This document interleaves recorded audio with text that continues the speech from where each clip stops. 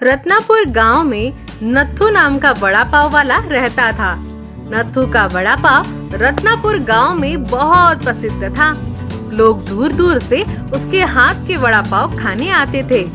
नत्थू की वड़ा पाव की दुकान इसलिए प्रसिद्ध थी क्योंकि उसके पास अलग अलग प्रकार की वैरायटी थी, जैसे वड़ा पाव 10 रुपए, स्पेशल वड़ा पाव 15 रुपए, वेरी स्पेशल वड़ा पाव 20 रुपए, एक्स्ट्रा स्पेशल वड़ा पाव 25 रुपए, नत्थू स्पेशल वड़ा पाव 30 रुपए, संडे स्पेशल वड़ा पाव 35 रुपए। कुछ इस तरह नत्थू के पास अलग अलग प्रकार की वड़ा पाव की वैरायटी थी।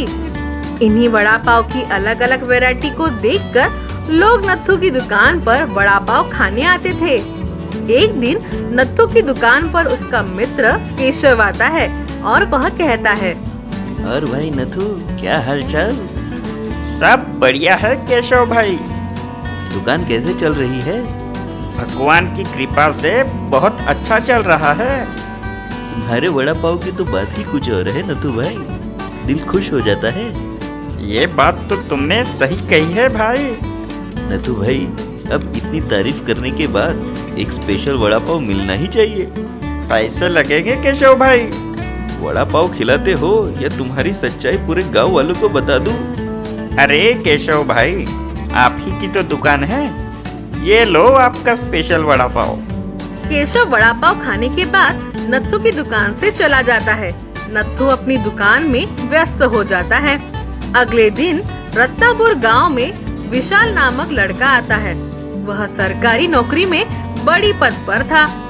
विशाल गांव में नया था तो वह गांव देखने निकल पड़ता है, तो उसे नत्थू की वड़ा पाव की दुकान दिखाई देती है। विशाल नत्थू की दुकान में आता है और कहता है, भाई साहब, एक वड़ा पाव देना। बोलिए, कौन सा वड़ा पाव खाओगे? स्पेशल वड़ा पाव दे दो। ठीक है। नत्थू विशाल को एक स्पेशल वड़ा पाव देता है।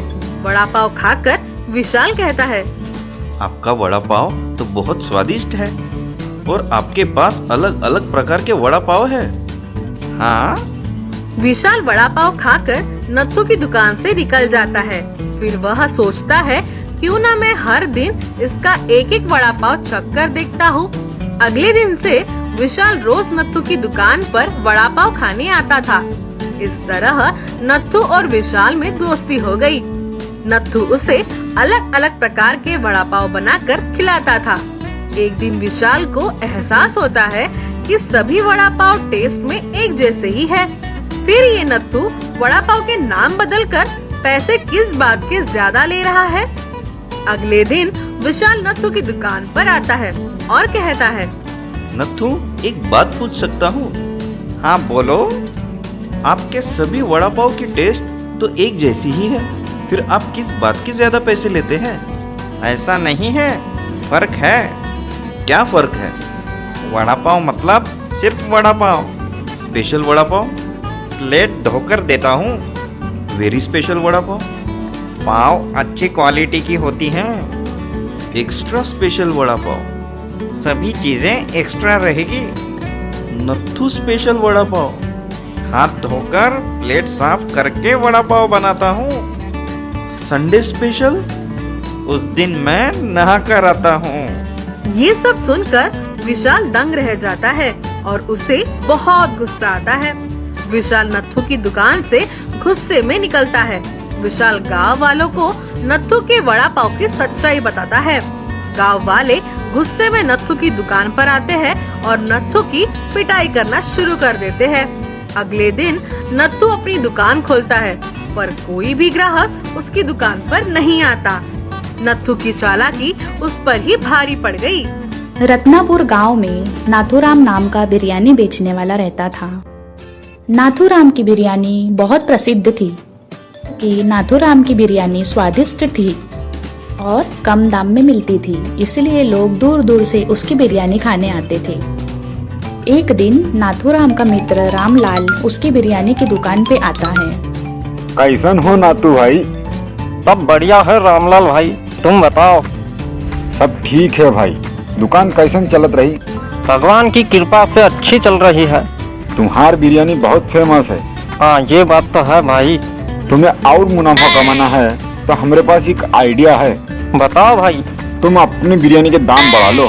बिरयानी के दाम बढ़ने के बाद लोग आएंगे? जरूर आएगी, क्योंकि तुम्हारी बिरयानी बहुत स्वादिष्ट है। ठीक है रामलाल भाई, आज ही बिरयानी के दाम 30 रुपए से 60 रुपए कर देता हूँ। भाई अब हमें भी तो बिरयानी खिला दो। हाँ जरूर भाई। अगले दिन नाथू की दुकान पर मनीलाल आते हैं। मनीलाल गांव के साहूकार होते हैं। आइए सेठ जी।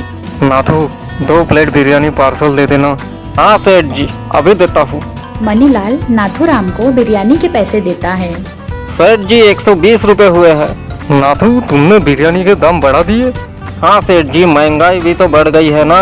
ठीक है भाई, तुम्हारी बिरयानी मेरे बच्चों को बहुत पसंद है। मनीलाल नाथूराम को बिरयानी के पैसे देते हैं और वहाँ से चले जाते हैं। ऐसे ही कुछ दिन बीत जाते हैं। रामलाल नाथूराम की दुकान पर आता है और कहता है, और भाई नाथू, दुकान कैसी चलत रही? रामलाल तुम्हारा आइडिया तो कमाल का था भाई। ग्राहकी भी कम नहीं हुई और मुनाफा भी ज्यादा हो रहा है। देखा मेरे आइडिया का कमाल। मान गए रामलाल तुम्हें। हमारे पास एक और आइडिया है जिससे तुम्हारा मुनाफा और बढ़ जाएगा। बताओ भाई। कि गांव के बाहर एक बाजार लागत है जहाँ कम कीमतों में सामान मिलत। वहाँ तुम्हारा बिरयानी का सामान मिल जाएगा। तुम वहाँ से तुम्हारा सामान खरीद लो, ज्यादा मुनाफा कमाओ। हाँ, मैं आज ही बाजार जाकर सामान खरीद लेता हूँ। नाथूराम के मन में लालच आता है और वह बाजार के लिए निकल जाता है। बाजार से वह बिरयानी बनाने का सामान खरीद लेता है और अपने घर की ओर निकल जाता है। अरे वाह, रामलाल का आइडिया तो बहुत कमाल का था। इतने सस्ते दाम में सामान मिला है, मुझे अब रोज यही से सामान खरीदना पड़ेगा। अगले दिन सेठ मनीलाल नाथूराम की दुकान पर आते हैं। नाथू 2 प्लेट बिरयानी दे देना पार्सल। हाँ सेठ जी, अभी देता हूँ। नाथूराम मनीलाल को बिरयानी देता है और मनीलाल वहाँ से चले जाते हैं। नाथूराम अब बहुत खुश था क्योंकि बिरयानी का सामान सस्ते दामों में मिलता था। उसको अब मुनाफा बहुत ज्यादा हो रहा था और नाथू बिरयानी महंगी बेच रहा था। नाथूराम की बिरयानी की दुकान अब बहुत ज्यादा मुनाफा कमा रही थी। कुछ देर बाद सेठ मनीलाल नाथू की दुकान पर आते हैं। नाथू, तुम्हारी बिरयानी खाकर मेरे बच्चों को फूड पॉइजनिंग हुई है। तुम मिलावट की बिरयानी बेच रहे हो। नहीं सेठ जी, आपको कुछ गलतफहमी हुई है। नाथू, डॉक्टर ने बताया है मेरे बच्चों को बिरयानी खाने की वजह से फूड पॉइजनिंग हुई है। आसपास के लोग यह सुन रहे थे। कुछ देर बाद गांव के लोग मिलकर नाथूराम की पिटाई करते हैं। अब नाथूराम की दुकान से कोई भी बिरयानी नहीं खरीदता है। ज्यादा लालच नुकसानदेह होती है। दोस्तों, अगर आपको ये कहानी पसंद आई तो हमें लाइक और कमेंट करके ज़रूर बताएं और हमारे चैनल को सब्सक्राइब करना ना भूलें। Thank you. दोस्तों, अगर आपको ये कहानी पसंद आई तो हमें लाइक और कमेंट करके ज़रूर बताएं और हमारे चैनल को सब्सक्राइब करना ना भूलें। Thank you.